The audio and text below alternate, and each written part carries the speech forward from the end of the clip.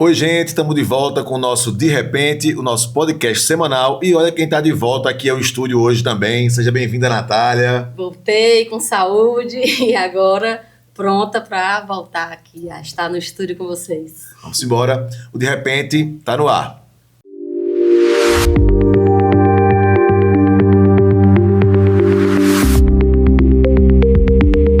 Deputada Carla Dickson acusa a primeira-dama Nina Souza de usar a máquina da prefeitura para se eleger nas eleições de 2026. Ao anunciar que vai fazer drenagem de Ponta Negra, Prefeitura de Natal admite que a obra foi mal feita. Flávio Bolsonaro planeja reajustar aposentadorias e despesas com a saúde e educação só pela inflação. Rogério Marinho diz que a campanha de Flávio Bolsonaro vai mostrar quem é o PT. Estamos voltando, Natália. Que bom ter você de volta no estúdio. Agora aqui é melhor em tempo real, né? Na tela sempre fica, será que terminou? Será que não terminou? Agora vai fluir. Tem uma novidade legal essa semana, Natália, que nossas conterrâneas, Cristal, Juliana Linhares, vão representar o Rio Grande do Norte e também o Brasil naquele festival que vai ter na China, organizado pelos governos, né, do Brasil e da China. Acho que vai ter, inclusive, até não só de música, né? Acho que exposição de Portinari, né? Isso. Relacionamento semana que vem já aí. Maravilha. É o Rio Grande do Norte, na China também.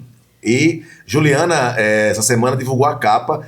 A gente falou aqui, né, da música que ela lançou e do clipe, e ela divulgou agora a capa do disco que sai logo mais. Será lançado no dia 8 de maio. Pô, saudade de disco, sabe? Vinil. Não sei se tu gostava. Não, vinil eu peguei pouco assim, mais na infância. Sim. Mas eu lembro que quando você comprava um disco, aí tinha ali um encarte, tinha ali as letras, uma tinha arte, ali... né? Uma coisa. Era um negócio muito legal. Uma interação diferente com a música. Maravilha, nossas Cristal e Juliana. Ana Paula Renault venceu o Big Brother Brasil.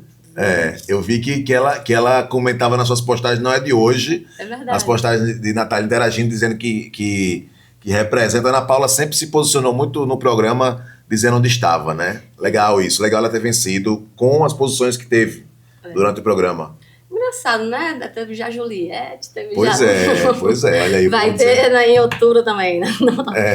Mas vamos aqui, só mais uma coisa, Rafael, antes da gente entrar na nossa pauta, anunciar aqui que começou, né, agora, segunda-feira passada, e vai até o dia 27 de abril, as comemorações do Dia Nacional do Choro. Dia Nacional do Choro vai ter programação gratuita, né, Bosque das Mangueiras, Parque da Cidade, Largo do Ateneu. Isso, Você encontra nos sites de notícia, faça a programação, viu, gente? Só colocar no Google aí, Semana de Choro e Natal, encontra fácil os eventos que vão ter gratuitos pela cidade.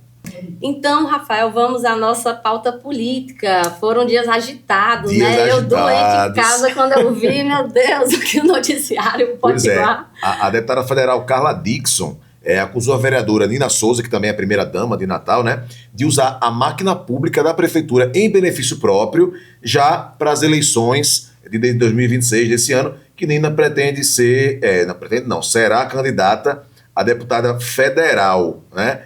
Dizendo que foi numa entrevista numa rádio que Carla Dickson disse que já tem até coação de servidores para votar em Nina. Eu acho que eu já vi esse filme. Não sei se é um déjà vu ou se é uma reprise, né? Mas uma coisa importante, né? Esse foi um fato político importante que aconteceu nesses últimos dias, porque veja só, uma parlamentar que é do mesmo partido de outra candidata, sim, né? Enfim, é parlamentar também, mas pré-candidata. E está acusando a colega de partido de uma postura que não é como se a gente estivesse falando de um grupo político que nunca teve nada de suspeito ou nada de errado acontecendo, né? Na verdade, o fato de que Carla Dickson está denunciando mostra que o Ministério Público tem que investigar, até porque se está denunciando as mesmas coisas que aconteceram no ano de 2024, né? Na campanha que elegeu Paulinho Freire. E acho que é importante sempre a gente lembrar, né, o grande problema que o TRE do Rio Grande do Norte simplesmente não dê andamento ao processo que avalia justamente se teve ou não teve abuso, compra de votos, coação. Em 2024, né? Exatamente. E deu um rebu grande essa história, porque no dia seguinte às declarações de Carla, Nina foi até o púlpito na Câmara Municipal e aí disse que teria que ser provado o que estava sendo dito contra ela. depois dessa reação? Inclusive, acho que a Câmara aprovou muito rapidamente uma menção de repúdio também. Mostrando, né, como que segue. Paulinho saiu da Câmara, mas... A Câmara não saiu de Paulinho. Digamos assim. Ao que parece. E da própria Nina também, né? Que tá na casa e que tem muita influência entre alguns pares. E logo depois disso, numa rádio local, a rádio estava no ar e a própria Carla ligou para a rádio, dessa vez, para pedir desculpas pelo que tinha falado e dizer, inclusive, que ia pedir voto para a Nina, sua potencial adversária dentro do partido, mas adversária na vaga para a Câmara Federal, né? Foi um pedido de desculpas. Um pedido de desculpas bem forte e rápido, né? Porque no dia seguinte ela se viu ali na situação difícil, talvez, dentro do partido, né? Imagino que sim. E se a gente for ver o que a deputada está denunciando, na verdade não é nada diferente do que aconteceu em 2024. Sim. A gente tem dito aqui, inclusive, desde os primeiros episódios, olha aí, a gente já está algumas semanas já podendo falar, já há tantos episódios, a gente tem dito que esse ano tem tudo para os mesmos abusos, as mesmas ilegalidades acontecerem no processo eleitoral, porque simplesmente o Tribunal Eleitoral não está dando resposta ao que aconteceu. Então, se esse tipo de coisa ficar impune, nós sabemos que vai ser uma repetição, né? Pois então, lembrando que Álvaro Dias era prefeito de Natal, Paulinho candidato, houve as denúncias na gestão Álvaro para favorecer Paulinho, Álvaro agora pré-candidato ao governo, com o apoio de Paulinho, que agora comanda a prefeitura. Lembro que Álvaro, logo que lançou candidatura, disse também que esperava a reciprocidade de Paulinho. Reciprocidade, quase dizendo assim, que me pague a dívida. Que me pague a dívida. Quer dizer, de que maneira isso vai ser feito, né? Porque se confirmar essas denúncias... Se for reciprocidade ao que Álvaro Dias fez, é isso, né? Reproduziu o mesmo comportamento, né? E nessa instaurou-se uma crise no PL Potiguar, né? Porque é uma deputada... acusando uma pré-candidata de uma coisa muito séria. Né? Muito séria. E dentro dessa declaração, lembro que a deputada Carla também citou, se colocando numa posição de coitada ali na disputa, porque tinha mais 2 deputados com mandato que também vão dificultar o trabalho dela. Então, me parece que eles estão muito preocupados entre eles também dentro do PL. Como é que vai ser essa disputa eleitoral, né? No fim das contas, foi outra coisa que esse episódio revelou, né? Que dentro do PL, eu diria até dentro da direita, as coisas não estão tranquilas e, né, aparentemente, cada um por si. Cada um por si, como a gente viu em outros momentos já, né, Natália? Exatamente. Preocupação, acompanharemos. E é o seguinte, lembrando também o seguinte, que essa coisa do uso da coisa pública em benefício próprio político, né, tem uma notícia que faz algum tempo já, mas que é interessante citar, que o ex-senador Zé Agripino deu uma declaração quando Nina Souza ainda era do União Brasil, né, de que moveria céus e terras para conseguir recursos, seja emendas ou outros recursos públicos, para ela juntar prefeitos. Então, assim, isso é explicitando o uso das emendas parlamentares e de recursos públicos em benefício próprio político, em ganho político, e não para realizar melhorias em equipamentos e ajudar os municípios com estrutura. Essa fala também é muito reveladora, porque diz muito do que está sendo, né, esse estado do Congresso ter um poder tão grande sobre as emendas. Uma fala como a que o ex-senador José Agripino fez, basicamente revela que esse está sendo o uso. Sim. Não é à toa que a gente tem visto cotidianamente algumas operações acontecerem em destinação de emendas parlamentares, porque se tirou o controle, né, o controle no sentido de gestão, de execução do Poder Executivo, né, que, né, como o próprio nome diz, deveria ser quem executa, e uma grande parte dos recursos que são discricionários, ou seja, aqueles que já não estão vinculados, né, que pode ter uma escolha de para onde vai ser direcionado, está, na verdade, agora no Congresso. Então, o povo brasileiro elegeu um projeto e que esse projeto tem várias limitações decorrentes de o Congresso estar controlando esses recursos. E para isso, né, a gente está vendo, para isso. Para aquinhoar prefeitos, como foi dito pelo próprio José Agripino. José Agripino, que recentemente apareceu numa fotografia ao lado do pré-candidato ao governo Alisson Bezerra e ACM Neto. Vejo um museu. Pois novidades. Alisson que vinha se apresentando como uma grande novidade. Minha gente. Mas parece um museu de grandes novidades, na verdade, né? Ele tem sido, né, tem se rodeado de lideranças conservadoras. A José Agripino, gente, um representante não só da direita do Rio Grande do Norte, mas também da direita oligárquica, né? Que tem aí todo esse histórico de, em seus mandatos, ter sido sempre contra as pautas do povo, né? Sim. Um papel, acho, parecido com o que Rogério Marinho faz hoje, né? No nosso Rio Grande do Norte. E que, inclusive, esteve, né? De novo, olha o que Alisson está chamando de grande novidade. Que, inclusive, na época da ditadura, chegou a ser, né, indicado, né, nomeado o prefeito biônico, que foi ele, né? Foi José Agripino que tentou confrontar a presidenta Dilma, dizendo que tem um relato aqui seu dizendo que você mentia pra caramba. Não sei se vocês lembram desse episódio, sim, né? Sim. Que a Agripino falou essa... E aí, Dilma, foi antes, né, dela ter sido candidata a presidente. Ela deu uma resposta, assim, que, na verdade, acho que foi uma coisa que projetou ainda mais, né? A liderança que ela já vinha se tornando. Muito evidente de que eles estavam em lados opostos naquele momento da história do Brasil. E aí explicando, né, a que José Agripino se referia, dizendo que tinha um documento e que Dilma dizia que mentiu, se referia à tortura, se referia a quando Dilma Rousseff, presa na época da ditadura militar, simplesmente era torturada, e mentir é a coisa, acho que mais difícil que você pode pensar em fazer nessa hora, né? E aí ela respondeu, mentia porque se eu não fizesse isso, a vida dos meus companheiros estava em jogo, né? Porque a ditadura ia matar, né? Que afinal ela estava sendo torturada para isso. Acabei me estendendo nesse parênteses, né, Rafael? Porque realmente é muito indignante como a gente lembra como algumas coisas são naturalizadas na política, né? Quem simplesmente defendia esse tipo de coisa, bom, tá aí agora apoiando um candidato, um pré-candidato ao governo que se apresentava como novo, né? Exatamente. Esse povo que se apresenta como novidade demais, a gente já sabe como é que é.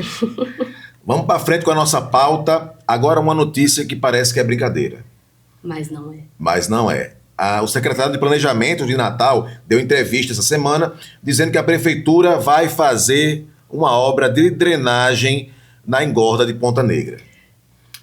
Ou seja, a prefeitura confirma que a obra está inacabada, que deveria ter feito essa drenagem, como sempre foi apontado, e que não fez. Exatamente. Uma grande esculhambação. Uma grande esculhambação. E a gente tem, né, falado desse tema aqui no podcast, e está chegando, né, o momento de não ter mais como esconder que o que foi feito foi completamente errado. Eu diria até que é criminoso em termos ambientais e de gestão do dinheiro público. Porque, lembrando, a engorda de Ponta Negra foi uma obra de mais de 100 milhões de reais. Naquela época da grande confusão em que a Prefeitura de Natal estava tentando arrancar a licença ambiental do IDEMA, né, que até Sim, exato. O prefeito Paulinho Freire, né, o ex-prefeito Álvaro Dias foram lá tentar invadir a sede do IDEMA. Uma das coisas que o IDEMA dizia era justamente que a drenagem era um condicionante para existir a obra, ou seja, que não poderia você pensar a obra da engorda sem a drenagem. Uhum. Aí o que aconteceu? Não só a prefeitura fez a obra sem a licença, como, além disso, não completou. Ou seja, fazer sem a licença já indica que tem, não se fez o estudo dos impactos, né, no relevo marinho, na fauna marinha.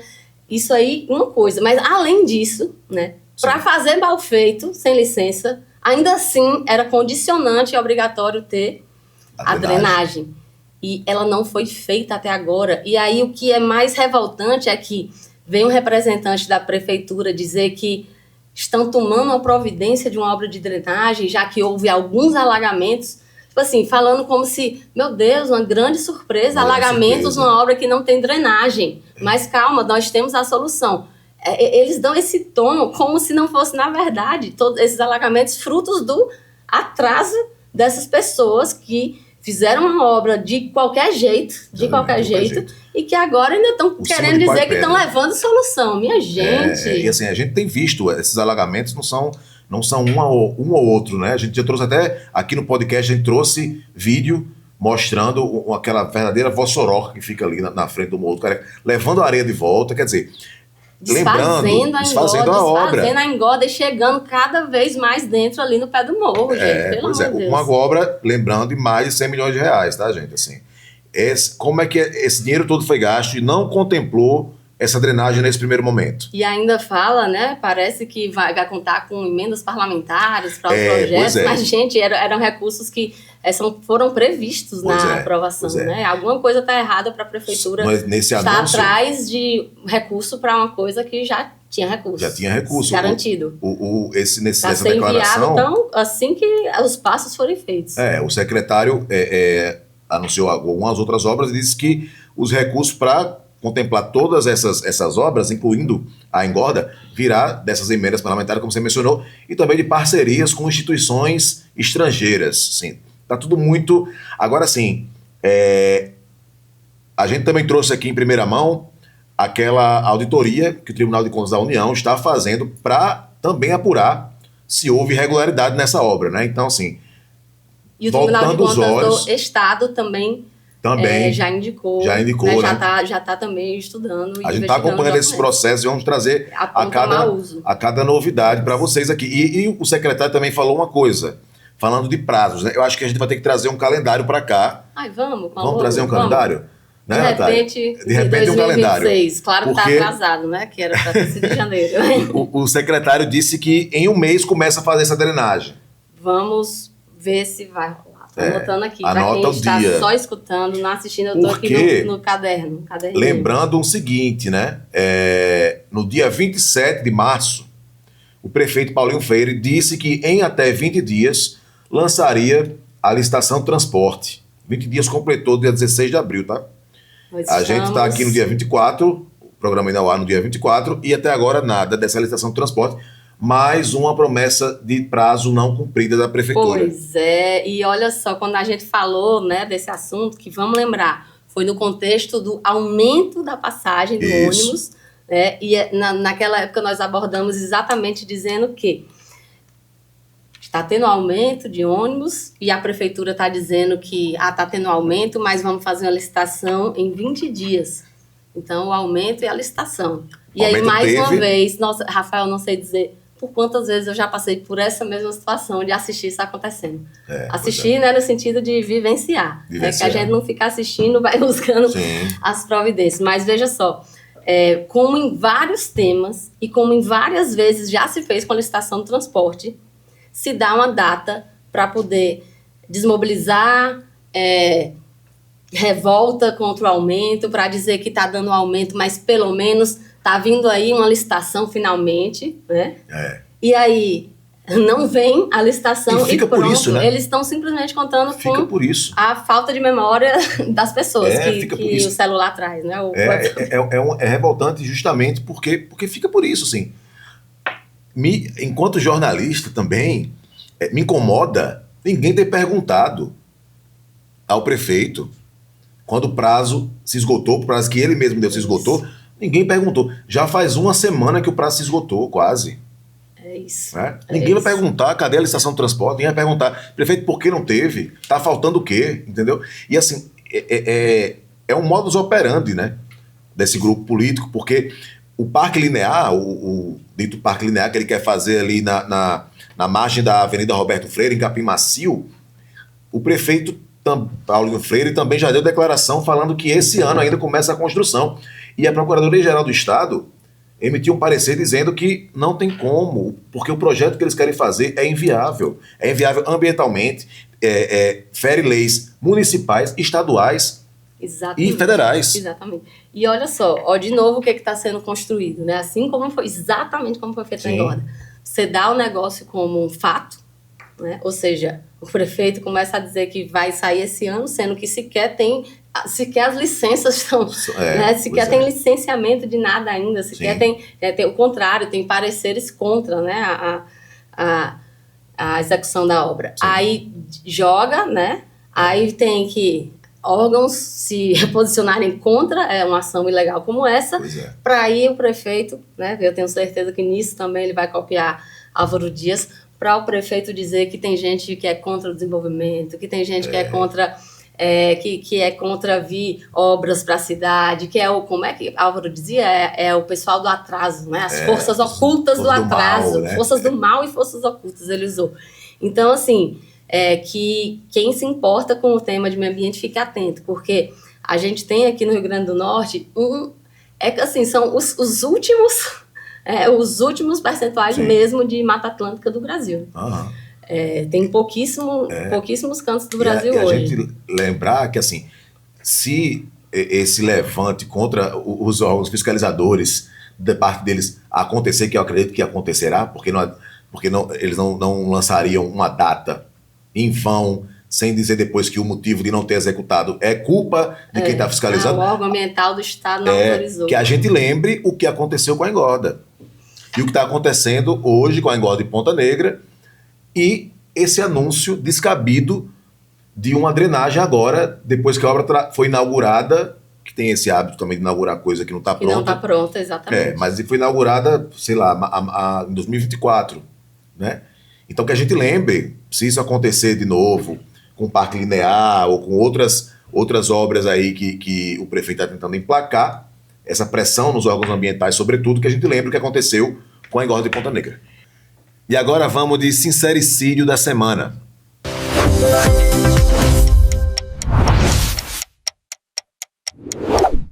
A frase de hoje é do ex-deputado Eduardo Cunha, que disse o seguinte: sem o impeachment de Dilma, Bolsonaro não teria sido presidente. Natália. Quem diria? Foi difícil escolher o sincericídio dessa semana, porque isso que Rogério Marinho disse, né, que a campanha de Flávio Bolsonaro ia mostrar quem era o PT, eu também achei um sincericídio. Já a gente vai falar do programa de Flávio e vocês vão entender por quê. Mas é isso, né? Se até Eduardo Cunha reconhece, até Eduardo Cunha reconhece. E o tom, né, dessa declaração de Eduardo Cunha foi no sentido de assim, eu tenho responsabilidade sobre isso. Me agradeçam, achando bom, né? Me agradeçam. Presidente, achando bom. Me agradeçam. Ele falou de Bolsonaro e falou essas outras figuras da direita que estão aí aparecendo hoje não estariam aí se eu não tivesse feito o golpe, né? Se eu não tivesse conduzido o golpe contra Dilma. Foram vários. Pois é. Aproveitando para trazer a menção, né? Agora, 17 de abril, foram 10 anos, né, do golpe contra a presidenta Dilma. Será que um dia a gente consegue entrevistar ela aqui no... Olha aí, quem sabe? De repente, podcast. Ela está na China agora, né? Conduzindo o Banco dos BRICS. Mas quem sabe, né? Quem sabe. Falando em sincericídio, Rogério Marinho disse que a campanha de Flávio vai mostrar quem é o PT. Esse foi o outro que ficamos na dúvida. Vamos entrar nessa pauta. Vamos entrar na pauta Flávio. Flávio Bolsonaro quer acabar com o reajuste de ganho real dos salários de aposentados e também desvincular os investimentos mínimos em educação e saúde, que hoje são uns nomes meio difíceis, mas a gente vai explicar direitinho, né? Isso. A educação e a saúde, ele quer desvincular da receita corrente de impostos da receita corrente líquida. A ideia de Flávio é reajustar tudo só com a inflação. Tem muitas coisas para comentar aí, viu? E assim, isso é um ataque brutal à população brasileira. Congelamento da aposentadoria, né, das pessoas. É tão ataque brutal que essa notícia, né, de que esse programa de Flávio Bolsonaro já estava sendo pensada, a Folha, né, foi a Folha que divulgou. A Folha deu furo aí. Flávio Bolsonaro, né, não confirmou, mas a Folha, né, reafirmou que suas fontes eram de nem dentro da campanha. Disse que era mentira, né? E aí o que é que a gente tem? Que a equipe de Flávio vem tentando esconder esse plano de governo. Eles iam até fazer um evento de lançamento em março. E aí acharam melhor desmarcar, porque haveria um medo de que o PT utilizasse isso para atacar, dizendo que vão cortar dinheiro da educação e da saúde. Eu vou traduzir. Estão com medo de o PT dizer o que realmente aconteceria se o plano de Flávio Bolsonaro, com Rogério Marinho participando da elaboração, o que aconteceria com o Brasil, né? Pois é, hoje, só explicando essas palavras difíceis que a gente disse aqui, né, Thalia, assim, hoje, obrigatoriamente, 15% da receita corrente líquida do país para a saúde e 18% da receita de impostos é para a educação.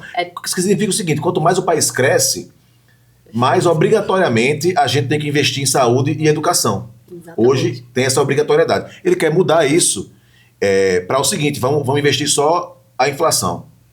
Só a inflação. E não garantir esses 15% e 18%. Não garantir, exatamente. Para esses setores, né? Esse que a gente chama de o piso de investimento na saúde, o piso de investimento na educação, foram conquistas históricas, assim, tanto dos movimentos de defesa do SUS, de defesa da educação pública, e que serviram para vincular, do PIB, isso aqui, 15% vai ter que ser para a saúde, 18% vai ter que ser para a educação. Então, não só eles vão propor que não tenha mais essa obrigatoriedade, então, assim, se algum presidente quiser dizer que esse ano vão só 5% para a educação pública, que o resto, né, o sistema privado que resolva. Isso significa que seria permitido, né? Sem a vinculação seria permitido. Então, isso, a própria desvinculação já é um ataque, você para de garantir investimento mínimo e quem quiser esvaziar, esvazia. E o outro ataque é de corrigir só pela inflação, que você já, né, resumiu bem, e significa que a inflação ela corrige só a perda daquele salário, né? A perda daquela aposentadoria, a perda daquele salário, para não baixar o poder de compra. E o que quando não é assim, o reajuste é como? É acima da inflação. Isso que só aconteceu em governos do PT, que se chama o reajuste, o ganho real, né? Exatamente, o aumento real do salário mínimo, que não é um mero ajuste para você manter o poder de compra, é sim um aumento do poder de compra.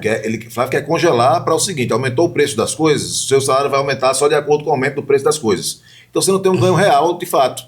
Vai ficar sempre como se fosse uma atualização, e você vai a pessoa se sente, na verdade, empobrecendo, né?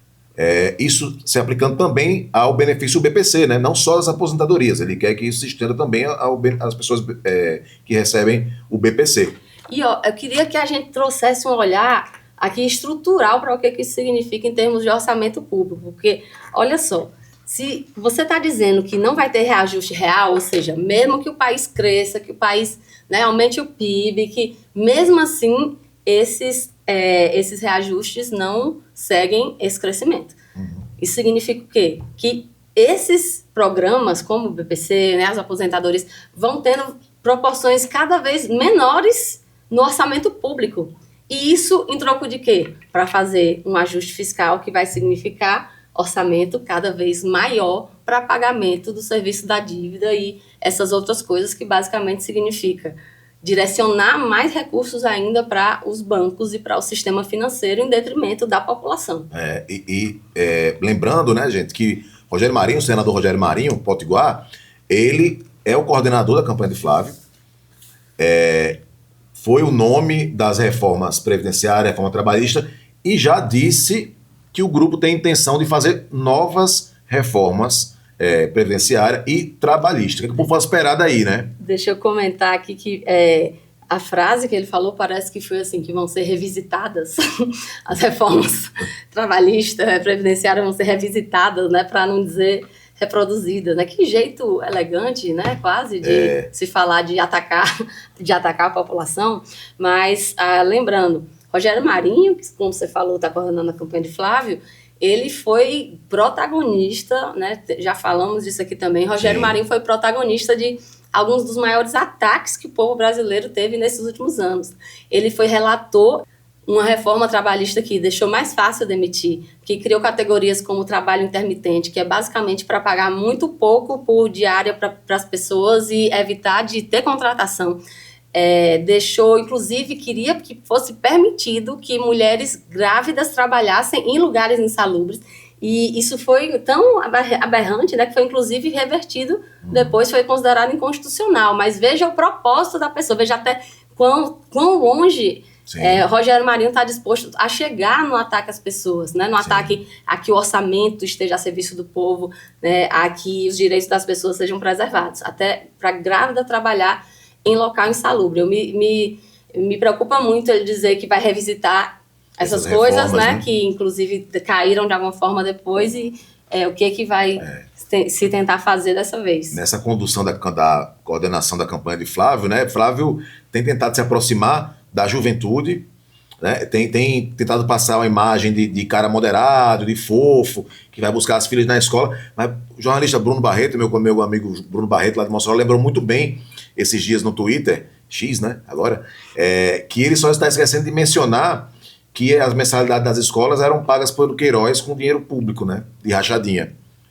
Esqueci de mencionar isso. Esqueci. Esse povo acha que as pessoas esquecem, né, Natália? E por isso que a gente tem que ter cada vez mais espaços para lembrar. É. Quer dizer, ainda uma coisa sobre Flávio, né? Sobre isso de ele estar, né? Flávio Bolsonaro tentando se passar por moderado, é muito sem noção que isso colhe, né? E assim, sem noção não no sentido que não haja uma explicação, né? Quem está, né, hegemonicamente nas mídias, né? Que o Estado é um exemplo.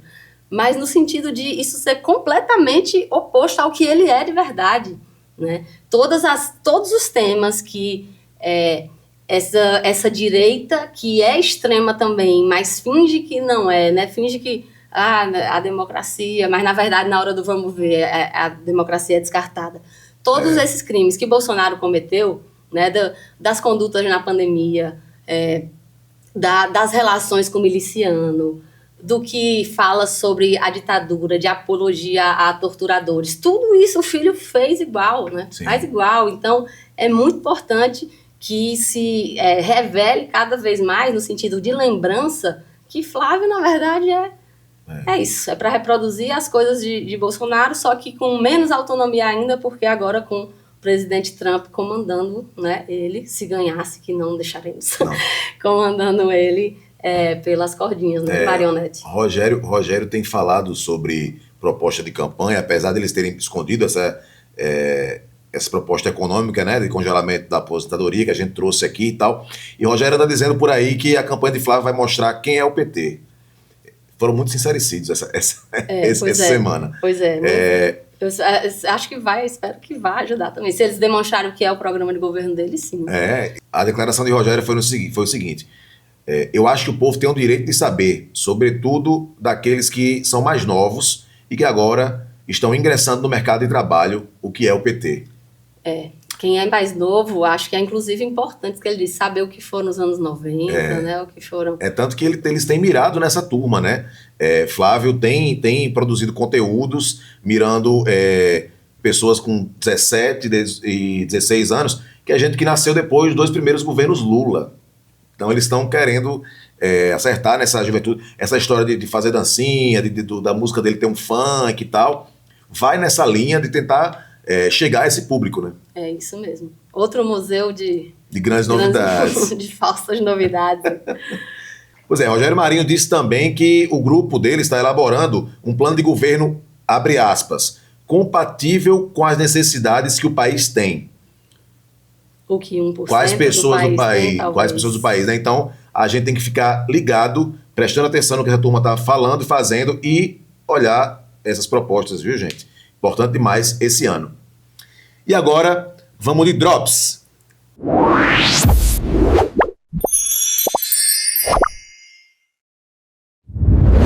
Parques eólicos pressionam 59 assentamentos no Rio Grande do Norte. Precisamos falar do impacto social das eólicas e da mineração, em breve aqui. Pesquisadores alertam, Big Tech são parte importante da máquina de guerra dos Estados Unidos. A gente tem que ter soberania tecnológica e digital, né? A gente não pode ficar dependente dessas grandes empresas de tecnologia que estão aí fornecendo informação para os Estados Unidos. É isso! E esse foi mais um episódio do De Repente Podcast. A gente quer mandar um cheiro para quem tem nos acompanhado e dizer que deixem aí nos comentários ou na nossa caixinha de mensagem do perfil do Instagram temas que vocês gostariam de ver. Isso. Até mais, gente. Até semana que vem. Obrigado a todo mundo que está acompanhando. Like, compartilha, manda pro amigo, manda pro inimigo também, manda para todo mundo, pro familiar, tá? Espalha aí essa... que já nem é mais quase novidade podcast, né? Já virou uma rotina. Já tá quase aniversariando de um Mas a realização desse podcast não teria sido possível sem... Roteiro, Rafael Barbosa, Celina Carvalho e Léo Dantas. Produção, Celina Carvalho, Maiara Felipe, Léo Dantas e Luísa Medeiros. Captação de imagens, Paeta, Alexandre Shampoo e Poti. Apresentação, Rafael Barbosa e Natália Bonavides. Esse foi o De Repente Podcast. A gente se vê próxima sexta. Até mais.